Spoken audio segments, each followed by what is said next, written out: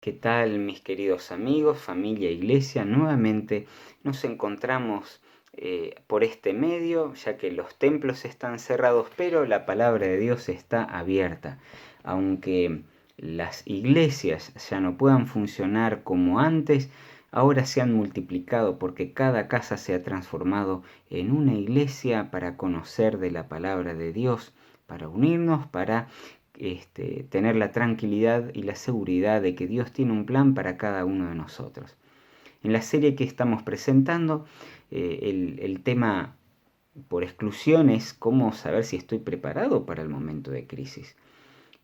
Hay un trasfondo espiritual mucho más profundo, cómo saber si estoy preparado para el tiempo final y cómo saber si estoy preparado para la segunda venida de Cristo.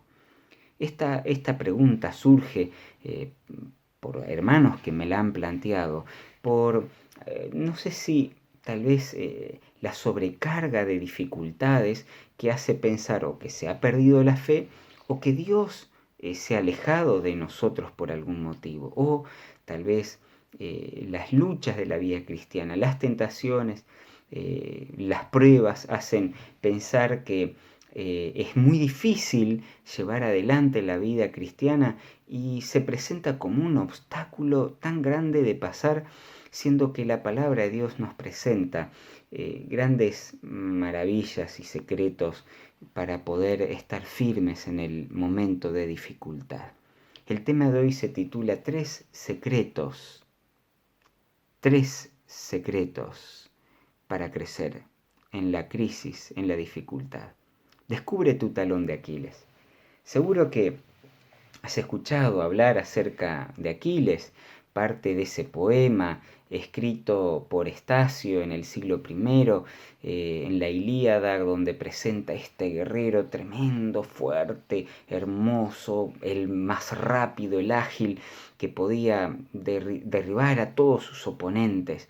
La mitología explicaba que Aquiles cuando nació fue pasado por las aguas del río Estigia. La mitología decía que habían varios ríos que confluían en un epicentro donde en ese centro llegaban todas las personas que habían fallecido y eran destinadas a la vida o a la muerte. Pero quien pasara por este río de Estigia pudiera tener grandes virtudes y sería invulnerable a la muerte. O sea que la muerte no le llegaría a tocar. Por eso Tetis, el papá de Aquiles, decidió pasarlo por las aguas a Aquiles. Y su mamá lo pasó por las aguas tomándolo del talón, pero su talón no llegó a tocar el agua. Quería decir de que este hombre iba a ser un poderoso guerrero, pero iba a tener una gran debilidad, y esa debilidad iba a ser en su talón. En el poema que se desarrolla justo en la batalla que se da en Troya, esa batalla tan conocida, tan renombrada, y que inclusive hasta películas han salido de esta escena, Aquiles recibe una flecha por parte de París y esa flecha cae en su talón. Y al ser alcanzado por la flecha con veneno, él muere. ¿Por qué murió?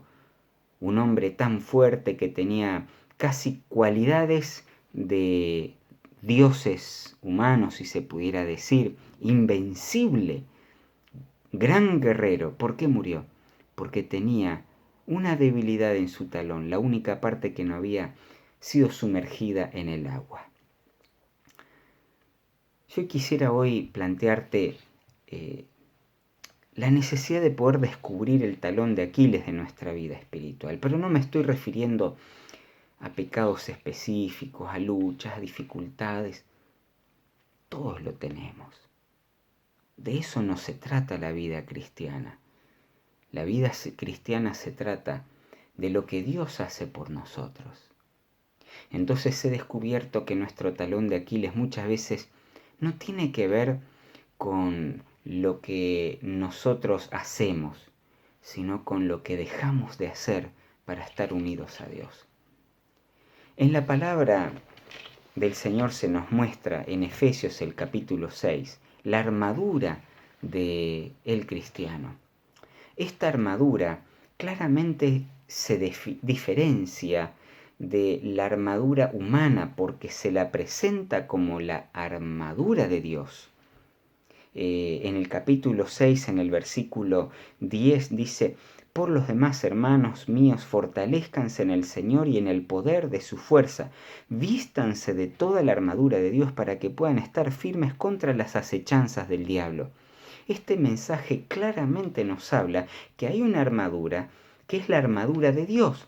Acá se diferencia la armadura de Dios de la armadura humana. ¿Cuál podría ser la armadura humana? Bueno, todos aquellos recursos que utilizamos para salir adelante en la vida cristiana o en la vida práctica, en los desafíos del día a día, sin la ayuda de Dios. Puede ser el optimismo, la actitud positiva, las estrategias mentales, las técnicas de autoayuda, todas estas cosas son recursos humanos que están a nuestro alcance. Pero cuando la palabra de Dios nos presenta los secretos de la vida cristiana, los utiliza con la armadura de Dios. O sea, la armadura de Dios tiene en todos sus componentes herramientas que Dios da al creyente para que pueda salir adelante en medio de la dificultad, separándolas de la armadura humana que está alejada de la palabra de Dios. Si esas cosas pueden ayudar a las personas a salir adelante, imagínate lo que es formar parte de la armadura de Dios. Aquí el apóstol Pablo dice: esto es para que ustedes se fortalezcan en el Señor y en el poder de su fuerza.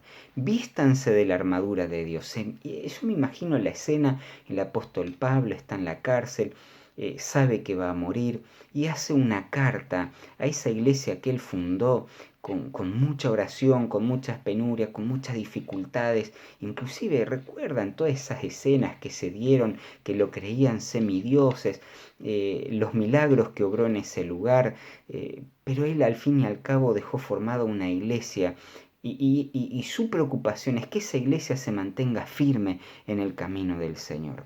En la primera parte de la carta que escribe, les habla acerca de la necesidad de entender el misterio del amor de Dios, de ser salvos por la gracia en Cristo Jesús. Anima a los que están en el servicio, en el liderazgo, que sean fortalecidos por la palabra de Dios, que mantengan la unidad en el Espíritu, el capítulo 4, que tengan una nueva vida en Cristo Jesús. Y en el capítulo 5 presenta toda el día a día de la vida cristiana, el relacionamiento con los padres, con los hijos, entre el matrimonio, el amarse unos a otros, las dificultades que uno puede enfrentar en las relaciones humanas. Y entonces él termina diciendo, en el capítulo 6, que es de nuestra atención en el día de hoy: por los demás, hermanos míos, fortalezcanse en el Señor. O sea, quiere decir, el resumen de todo esto tiene que ver de que todo lo que he mencionado se puede cumplir si ustedes se fortalecen en el Señor. ¿Cómo pueden fortalecerse en el Señor? Bueno, tomando la armadura de Dios. Y acá él dice: porque no tenemos, versículo 12, lucha contra sangre y carne, sino contra principados, contra potestades, contra los gobernadores de las tinieblas de este siglo, contra huestes espirituales de maldad en las regiones celestes. Es decir, ¿por qué ustedes no pueden tomar de esa armadura humana para hacer frente a los desafíos espirituales de la vida cristiana? Es muy simple, porque nuestra lucha no es nuestra contra Satanás ni las fuerzas del mal, porque estaríamos totalmente destruidos. Esta es una lucha entre seres espirituales. Cristo y Satanás luchan esta guerra entre el bien y el mal. Jesús ya venció a Satanás en la cruz, por lo tanto Satanás cayó como un rayo desde el cielo. y nos ha dado las herramientas de la armadura del cristiano que son proveídas por Dios para que nosotros podamos aplicarlas en la vida cristiana. Y ahí presenta 7 elementos de la armadura de Dios para cada uno de nosotros. Pero mientras hacemos la lectura, quiero pedirte que prestes atención en lo siguiente. Por lo menos 3 de estos 7 elementos de la armadura del cristiano tienen que ver no solamente con algo que Dios hace, sino con que nosotros participamos. Vamos a hacer la lectura.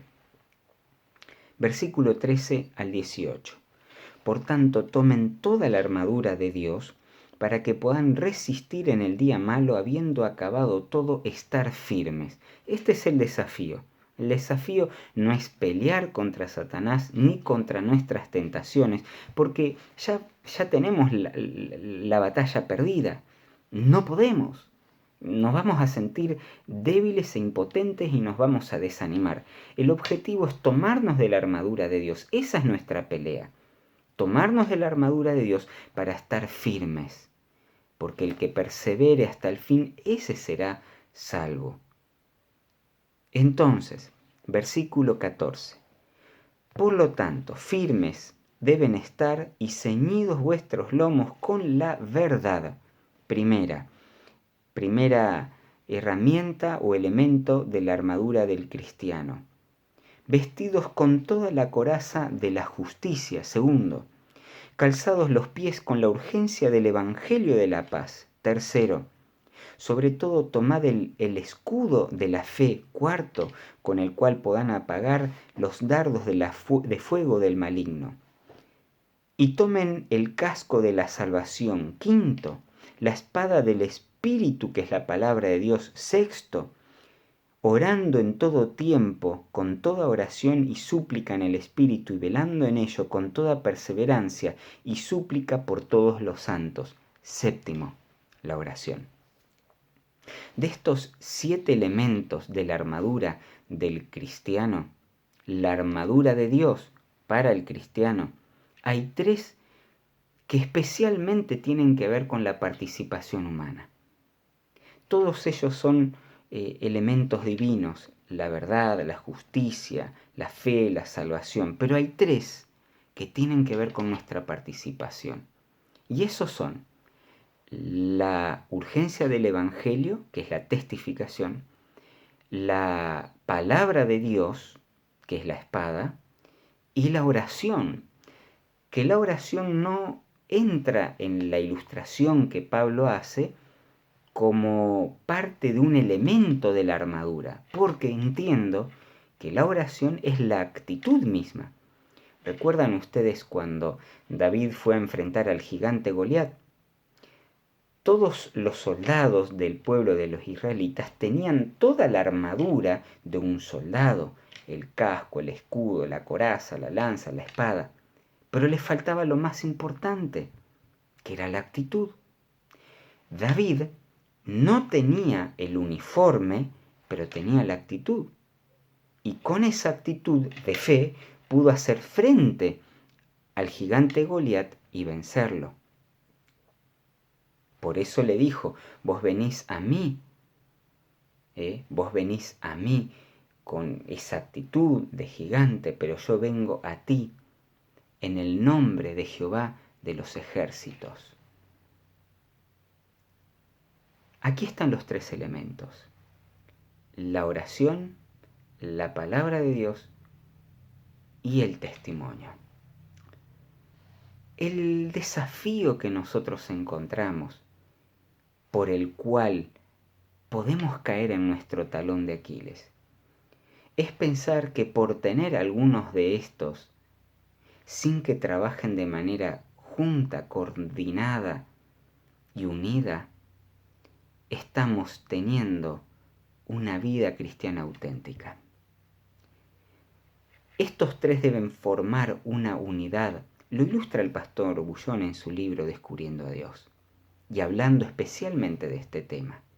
Mira, si nosotros tenemos la necesidad de formar una dinamita, necesitamos el fuego, necesitamos la mecha y necesitamos la pólvora. Si nosotros tenemos solamente el fuego y la pólvora, pero no tenemos la mecha, muy probablemente muramos en el intento de prender la pólvora. Por eso tiene que estar la mecha. Si tenemos la mecha y tenemos la pólvora, pero no tenemos el fuego, no hay explosión. Si nosotros tenemos de otra manera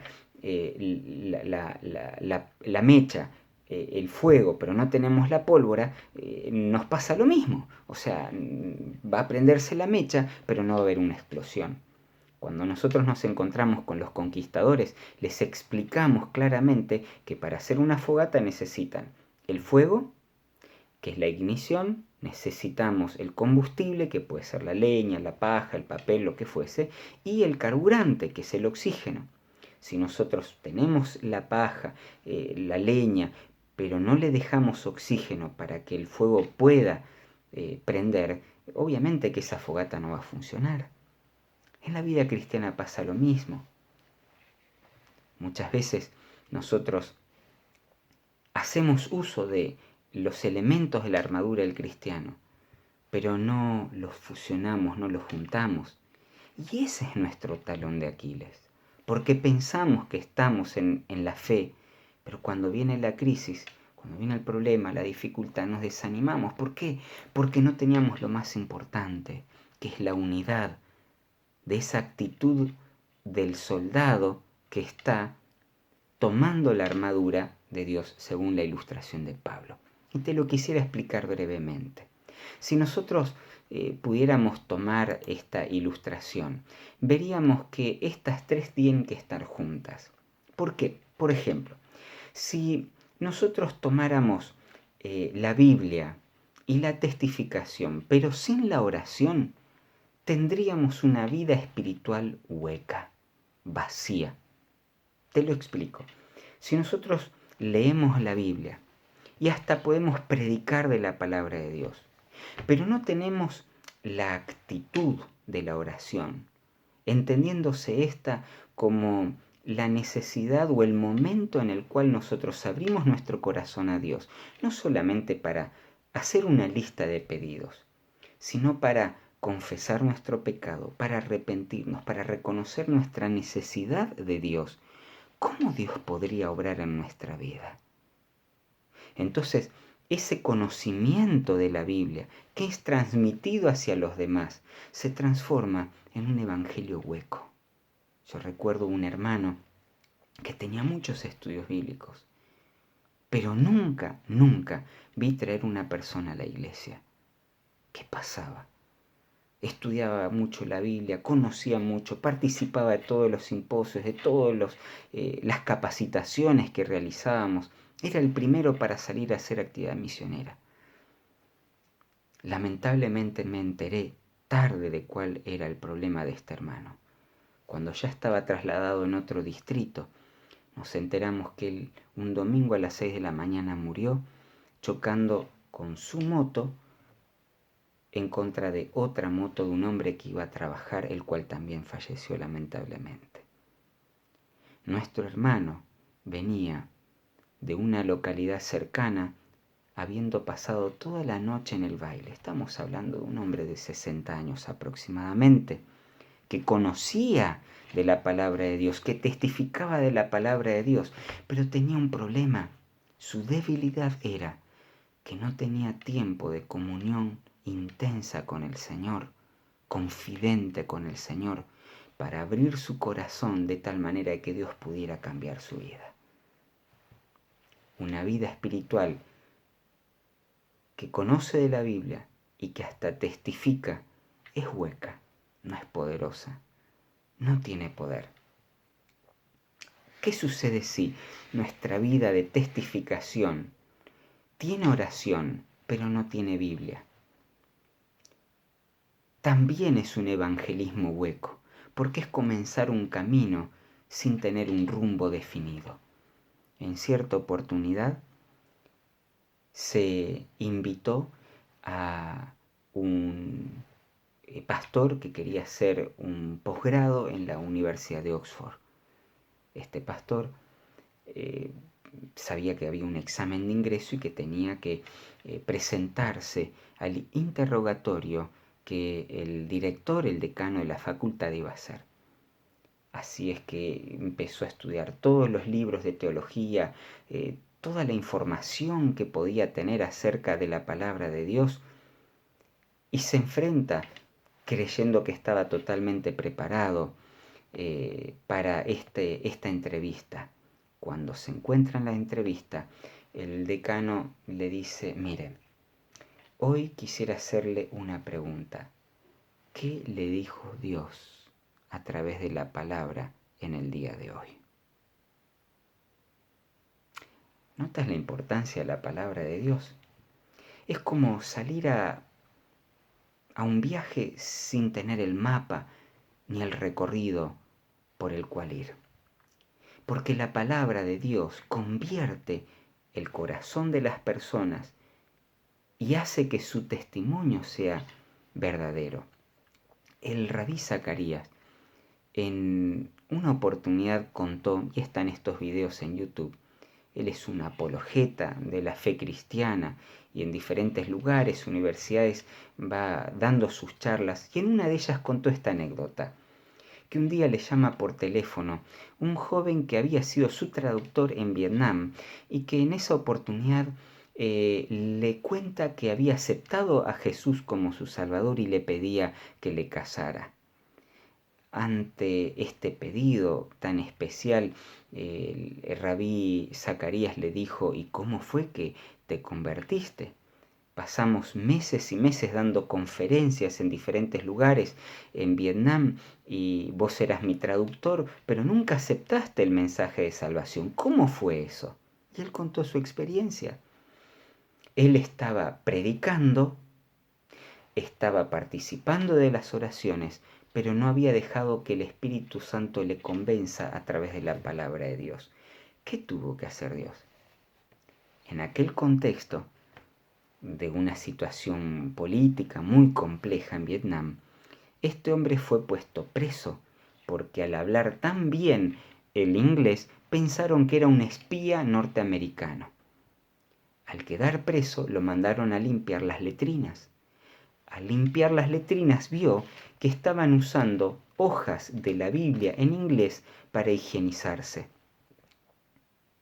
Tal era la desesperación que él tenía de leer algo que te imaginas la circunstancia, de la mejor manera pudo limpiar esas hojas de la Biblia y las escondía y las llevaba a su cuarto, la ponía a su celda, la ponía debajo de la almohada y ahí empezaba a leerlas. Así es que él pedía ir a la letrina y nadie entendía por qué él tenía tanta desesperación de ir a la letrina. Era solamente para tomar hojas de la Biblia y poder leer en inglés. Y ya te imaginas lo que pasó. Ahí en la soledad de la celda, en un castigo injusto porque él no era culpable de lo que se le acusaba, hoja tras hoja iba leyendo de la Biblia hasta que el Señor conquistó su corazón. Un hombre que predicó traduciendo en todo Vietnam de la palabra de Dios, hasta que tuvo su encuentro con la Santa Escritura, la palabra de Dios, y el Señor conquistó su corazón. Ahí encontró un camino para buscar a Dios. Testificación, más oración, más la Biblia. Ahora, ¿qué pasa si yo tengo la oración y la palabra de Dios, pero no tengo la testificación? Mi vida se transforma como el mar muerto. ¿Por qué? Es necesario estudiar la Biblia con oración. Sin oración, como ya vimos, estudiar la Biblia es una religión hueca, sin vida, sin sustento, sin experiencia, sin validez ante Dios, tibia, tibieza, nada más ni nada menos que eso. Pero ahora estudio la Biblia y oro, pero no testifico. Me transformo como el mar muerto, dijimos. El mar muerto es el mar que está al sur del río Jordán, 80 kilómetros de largo, 16 de ancho, pero 435 metros bajo el nivel del mar. Lo que hace que no pueda hacer correr sus aguas. Entonces recibe agua de las escasas lluvias del río Jordán y algún otro afluente, pero no la puede transmitir hacia otro lugar por el bajo nivel que tiene. La única manera que puede sacar agua es a través de la evaporación. Y de esa manera los minerales quedan asentados y hacen que haya una superconcentración de sales, las que hacen que las personas se acerquen a ese lugar por motivos turísticos y puedan flotar en el agua por la alta concentración de minerales. Mal muerto. Una vida muerta. Conoce de la Biblia, ora, pero tiene un grave problema. No comparte su fe. El Señor nos está motivando a que nosotros podamos descubrir cuál es nuestro talón de Aquiles. ¿Será que hay alguno de estos tres elementos de la armadura cristiana que nos toca a nosotros poner en práctica en nuestra propia vida que estamos descuidando? ¿Cuál es nuestro talón de Aquiles? Tenemos una oración tal vez apurada, rutinaria, memorizada, solamente pedimos y dejamos de tener un tiempo sin poner un reloj al lado, ni el apuro de levantarnos para hablarnos con Dios. ¿Será que la oración es nuestro talón de Aquiles y pensamos que oramos, pero en realidad estamos solamente hablando y no estamos abriendo nuestro corazón, confesando nuestro pecado? ¿O es solamente una lista de pedidos? Pensalo. ¿Será que tu talón de Aquiles es la palabra de Dios? ¿Será que no estás dedicando el tiempo suficiente para abrir la palabra de Dios todos los días? ¿Será que estás estudiando la lección de escuela sabática y no la palabra? ¿Será que ni siquiera abres la Biblia a lo largo de la semana y cuando llega algún sermón, alguna predicación o cuando nos reunimos en la iglesia, ahí apurado buscas un tema para poder estar algo actualizado? ¿Estás dedicando tiempo para decirle al Señor, háblame a mí? Porque sabes que si estudias la palabra de Dios, pero si la estudias sin oración, va a suceder de que vas a leer en la Biblia mensajes que vas a creer que son para los demás y que no son para vos. ¿Cómo Dios va a poder obrar un milagro en tu vida si no crees que Él es relevante para tu salvación? ¿Será que tu talón de Aquiles está en la testificación?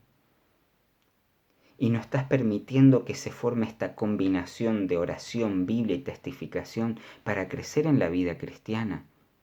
Mira, si nosotros no testificamos, nuestra vida espiritual está muerta. Podemos conocer mucho, podemos orar mucho, pero si no compartimos, tarde o temprano, nuestra vida cristiana se debilitará y no podrá crecer. Tal vez tenés esta tarjetita de oración, orar para salvar.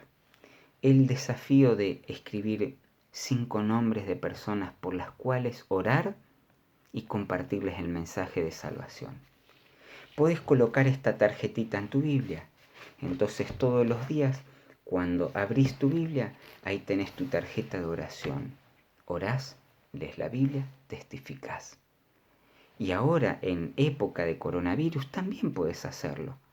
Mandar un mensaje, compartir el link de las predicaciones, de los sermones, invitarle a tu amigo a hacer un estudio bíblico, invitarle a poder orar juntos por teléfono. ¿Cuántas cosas podemos hacer? Tan solo debemos entender de que la vida cristiana necesita tener una armadura con las herramientas que Dios nos ha dado, pero que deben estar todas juntas. El enemigo de Dios va a querer hacerte pensar de que o porque oras, o porque lees la Biblia, o porque testificas, ya estás bien para cumplir. Pero es necesario crecer. ¿Cuál es tu talón de Aquiles? ¿Lo descubriste? ¿Estás dispuesto a buscar que estos tres elementos se unan para poder crecer en la fe? Yo sé que tú puedes. Te animo a que ahora en la oración puedas entregar tu necesidad en las manos de Dios para estar firme en el día de la necesidad, en el día de la crisis, en el día malo. Vamos a orar. Querido Dios y nuestro Padre, en este momento abrimos nuestro corazón a ti para pedirte, Señor, que tú nos enseñes a poder aplicar estos tres secretos de la vida cristiana, que en realidad es uno solo. Poder vivir una vida cristiana auténtica, tomando la armadura de Dios para nuestra vida y poder aplicarla de una manera unida, conjunta, sincera, auténtica. Enséñanos a orar como Jesús oró. Enséñanos a buscar en tu palabras de vidas, porque sabemos que ellas no vuelven a ti vacías y producen milagros en nuestro corazón. Enséñanos a testificar acerca de tu amor, de tu misericordia, para que puedas transformar nuestras vidas y llenarnos de Jesús, llenarnos de tu Espíritu y llenarnos de la salvación. Queremos estar firmes cuando venga la dificultad, para que cuando venga Jesús a buscarnos podamos tener la seguridad de decir: este es nuestro Dios, le hemos esperado y Él nos salvará. En el nombre de Jesús. Amén. Mis queridos amigos, lo dijimos, los templos están cerrados, pero la palabra de Dios está abierta con mensaje de vida para vida. Que el Señor te bendiga. Será hasta pronto. Maranata.